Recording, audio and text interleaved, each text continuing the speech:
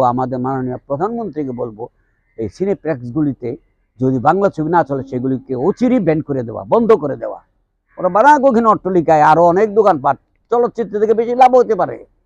আমাদের চলচ্চিত্র চলবে না, ওদের ছবি চলবে, তাহলে তো আমাদের চলচ্চিত্রকে অপমান করা হলো, আমাদের বাংলাদেশকে অপমান করা হলো, বাংলাদেশের ছবিকে সহ অপমান করা হলো। ওই সিনেপ্লেক্সগুলি রাখাই উচিত না যদি আমাদের দেশের ছবি না চালায়।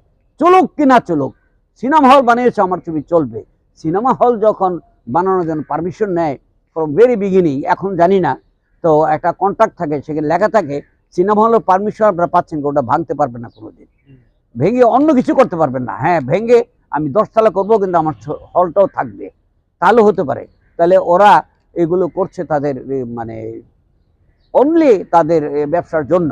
আমাদের ছবি চলবে না, ভারতীয় ছবি চলবে, তাহলে তো আমরা একটা মিছিল করে গিয়ে হল আমরা ডিস্টার্ব করে দেব।